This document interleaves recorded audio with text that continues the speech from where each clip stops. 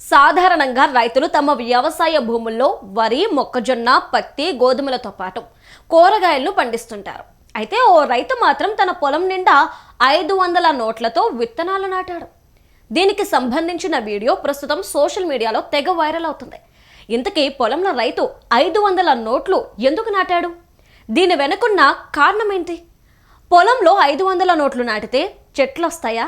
దానికి ఆకుల స్థానంలో బోలెడన్ని కరెన్సీ నోట్లు వస్తాయా అని మాత్రం ఆ రైతు అలా నోట్లను పొలంలో నాటలేదు.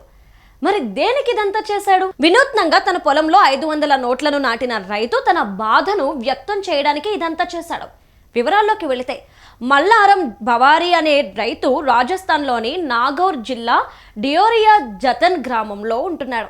అతడు తన పొలంలో పత్తి పండించడం కోసం బ్యాంకు నుంచి ₹1,00,000 రుణం తీసుకున్నాడు. ఇందుకోసం తన పంటకు బీమా కూడా చేయించుకున్నాడు. అయితే ఆ ప్రాంతంలో భారీ వర్షాలు కురవడం వల్ల మల్లారం పొలం పూర్తిగా నీట మునిగింది. అతను పండించిన పత్తి పంట పూర్తిగా నాశనమైంది. కేవలం 4,000 విలువైన పత్తి మాత్రమే మిగిలింది. దీంతో అతడు పంట పరిహారం కోసం అతను బీమా కంపెనీకి ఫిర్యాదు చేశాడు. కానీ ఆ రైతు బాధను ఎవ్వరూ పట్టించుకోలేదు. కనీసం బీమా కంపెనీ అధికారులు అతని పొలాన్ని వచ్చి కూడా చూడలేదు. తాను కాళ్ళు అరిగేలా ఇన్సూరెన్స్ కంపెనీ చుట్టూ తిరుగుతున్న ఏ ఒక్క అధికారి కూడా తన పొలాన్ని చూడటానికి రాలేదని అతడు వాపోయాడు. దీంతో వినూత్నంగా ఆందోళనకు దిగాడు. తన పొలంలో ఏకంగా 500 కరెన్సీ నోట్లను నాటాడు. ఈ వీడియోను సోషల్ మీడియాలో షేర్ చేశాడు. దాని ద్వారా తన వ్యధను నెటిజన్లకు తెలిసేలా చేశాడు. ఇక ఆ వీడియో వైరల్ అవ్వడంతో నెటిజన్లు అధికారులపై తీవ్రంగా విమర్శలు చేస్తున్నారు.